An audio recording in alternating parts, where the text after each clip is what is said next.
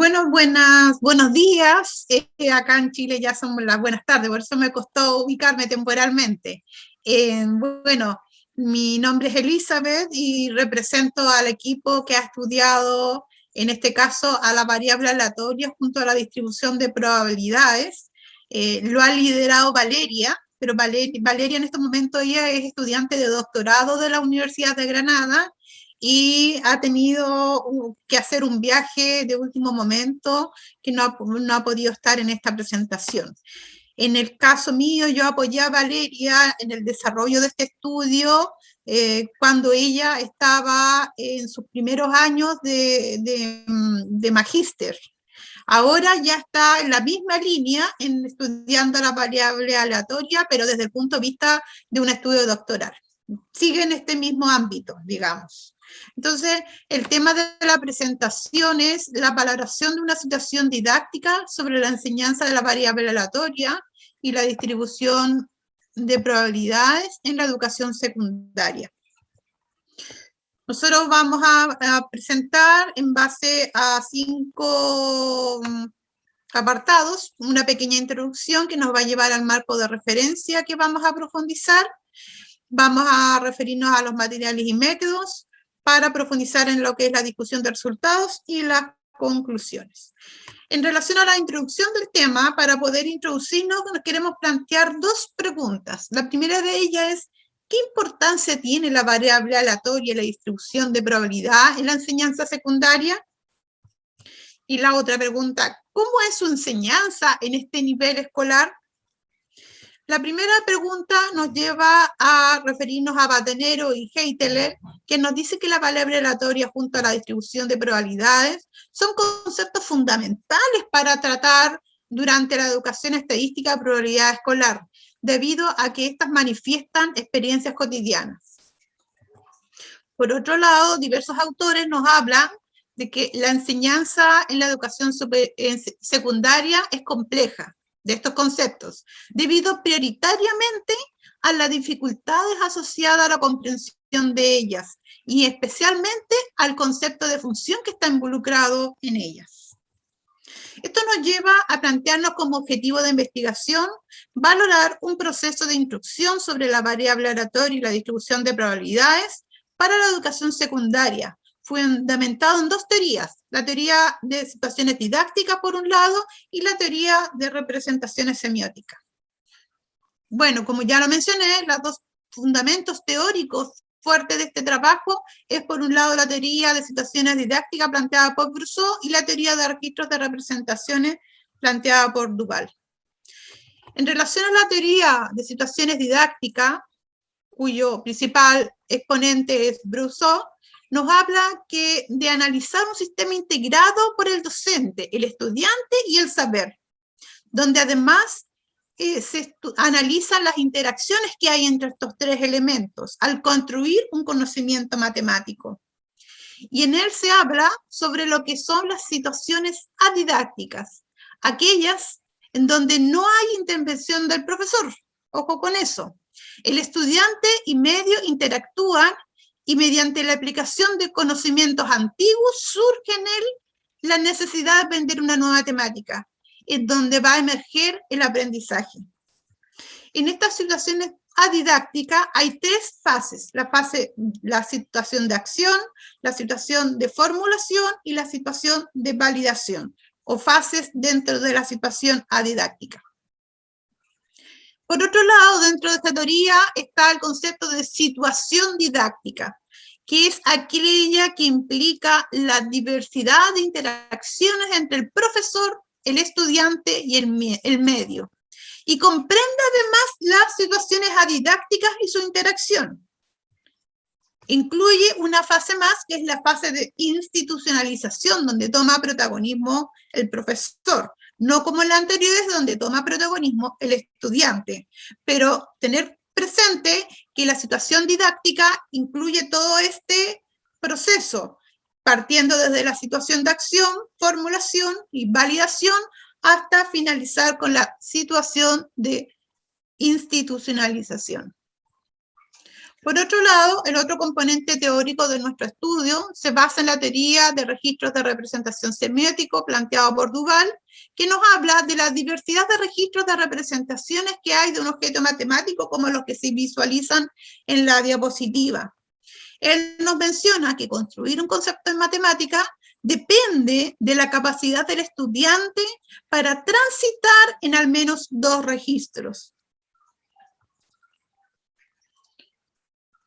Desde el aspecto metodológico de este estudio, este trabajo se enfoca en el paradigma cualitativo desde el tipo descriptivo e interpretativo.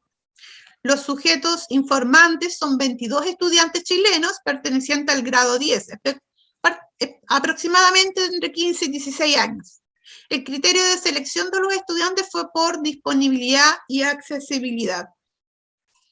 Los instrumentos utilizados están enmarcados dentro de un experimento de enseñanza en donde se aplica un test, que es la situación didáctica. Una situación didáctica que se diseña y aplica por una docente que conoce ambas teorías, la teoría de situaciones didácticas y la teoría de registros de representación. El proceso de validación de este test pasó por expertos en didáctica de la matemática antes de ser aplicado. Y cuando se implementó, fue en formato grupal, obteniendo 5 grupos de los 22 estudiantes. El análisis de datos se basó en el análisis de contenido, cuyas categorías de análisis se basan en las 4 fases de la situación didáctica. En la fase de acción se consideran como categoría el reconocimiento de los conceptos que contribuyen a resolver el problema matemático.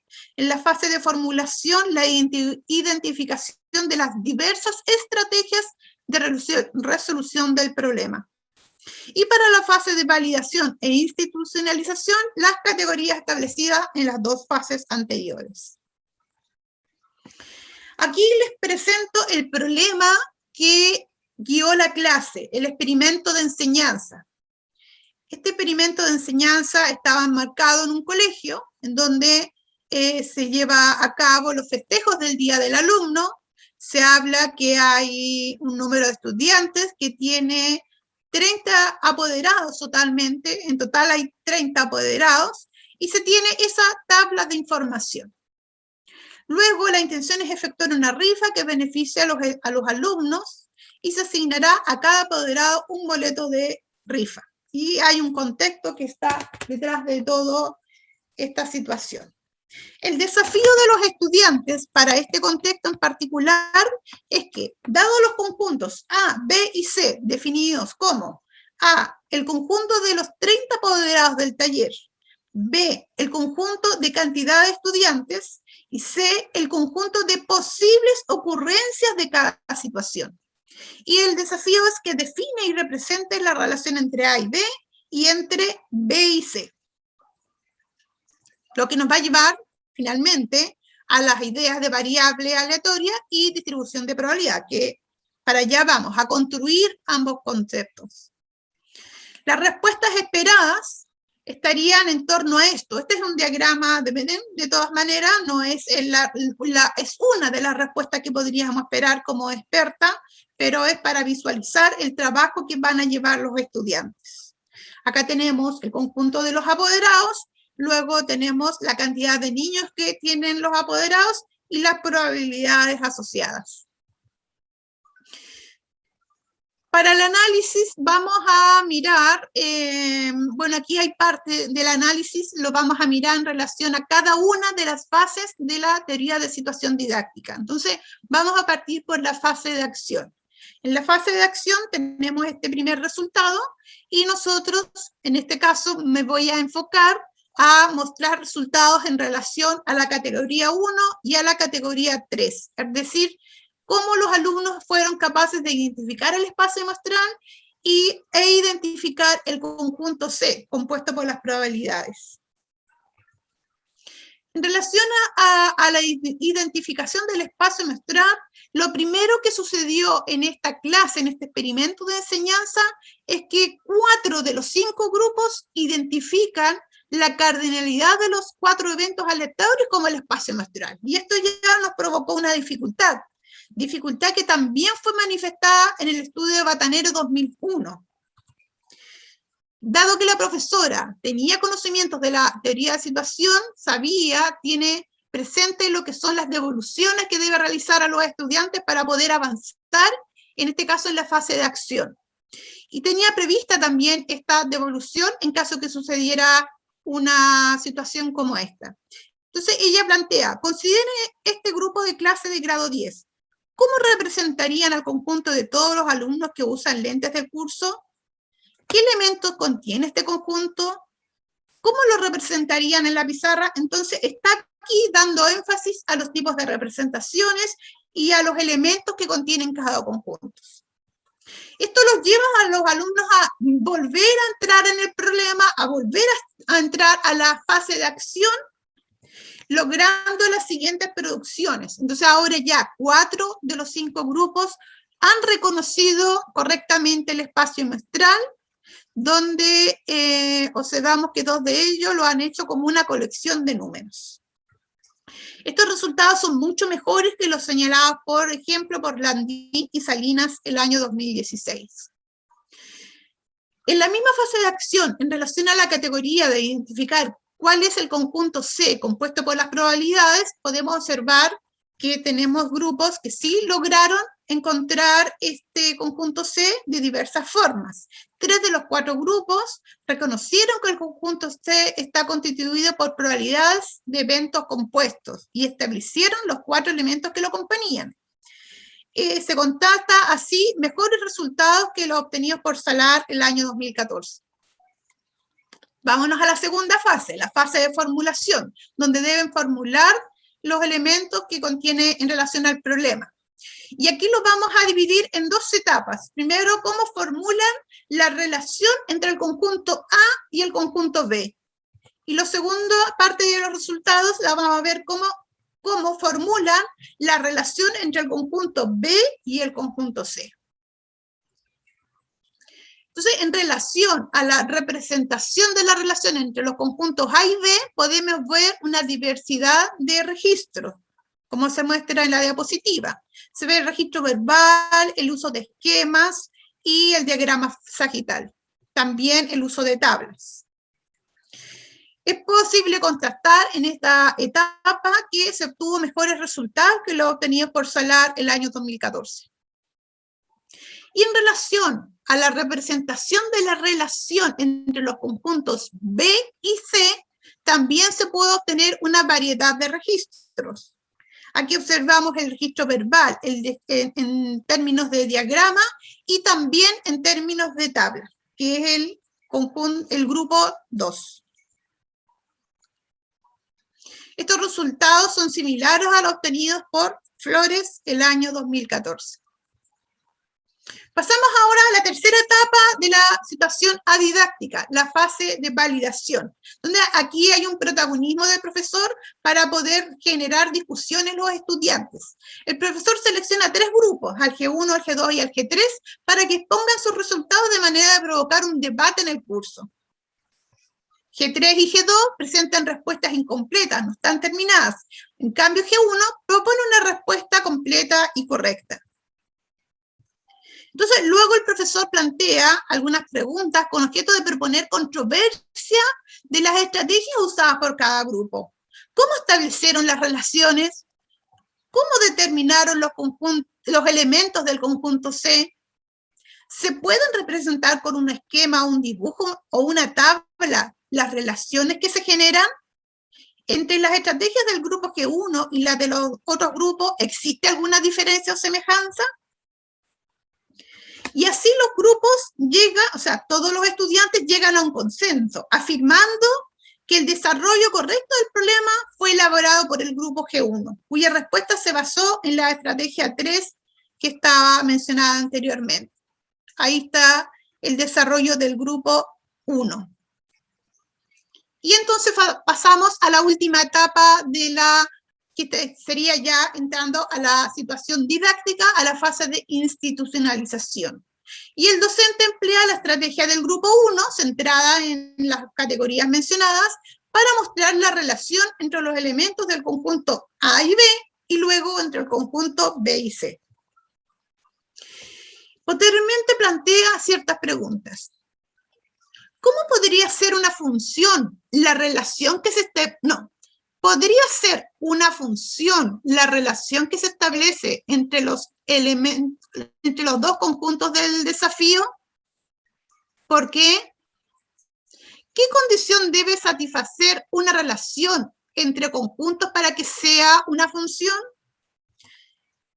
Y aquí surgen diversos argumentos de los grupos. Por ejemplo, mencionamos este argumento de los grupos 1 y 2 que dice: la relación entre el conjunto A y B es una función, porque a cada elemento del conjunto de partida, conjunto A, le corresponde un único elemento del conjunto de llegada, conjunto B. Y lo mismo ocurre entre los conjuntos B y C. Así, de esta manera, con los argumentos de los estudiantes, el docente institucionaliza las nociones de variable aleatoria y de distribución de probabilidad y construye el conocimiento junto a los estudiantes. A modo de conclusión, voy a mostrar conclusiones en relación primero al rol que tomaron cada una de las dos teorías que hemos utilizado. En relación a la teoría de registros, sobre la variable aleatoria, más de la mitad de los estudiantes logró identificarla y representarla en forma verbal, figurar o tabular, similar a lo que se evidenció luego con la distribución de probabilidad. Estas estrategias concuerdan con los distintos registros de representación de los conceptos abordados en investigaciones previas. En términos de la teoría de registro, podríamos indicar que los estudiantes están en vías de construcción del objeto variable aleatoria y la distribución de probabilidad. Si nos ponemos ahora desde el punto de vista de la teoría de situaciones didácticas, evidenciamos el papel importante que cumplió el profesor en las fases de una situación didáctica. En la situación de acción, él realizó preguntas de devolución previstas en el diseño del proceso de instrucción, debido a que los estudiantes identificaron inicialmente de manera incorrecta el espacio muestral. En la situación de validación, a partir de preguntas del docente, ayudó a moderar el debate entre los 5 grupos. En la fase de institucionalización, formalizó el saber construido por los estudiantes. De esta manera podríamos inferir que parece ser que el conocimiento de la matemática y su didáctica por parte del profesor es fundamental en el proceso de construcción de conceptos en los estudiantes, en particular de la estadística. Ambas teorías han permitido diseñar y, por otro lado, analizar una propuesta de aula para dos objetos de enseñanza complejos. Estudiar desde teorías didácticas cómo llevar al aula objetos difíciles de enseñar puede ayudar a profesores en ejercicio y en formación a mirar su práctica con mayor fundamento, de manera de hacerla más accesible y comprensible a sus estudiantes. Finalmente, y a modo de finalizar la presentación, el proceso de instrucción propuesto nos parece que va en la línea de una situación didáctica idónea. ¿En qué sentido? Otorgó la posibilidad al docente de abandonar su papel de comunicador del saber. Dio la alternativa a los estudiantes para construir conceptos estadísticos a partir de una práctica grupal y colaborativa, en la que el profesor pudo articular hacia el saber institucional. En este sentido, este estudio puede ser un aporte a la comunidad científica y educativa, ya que la situación propuesta puede ser un recurso ventajoso para profesores en ejercicio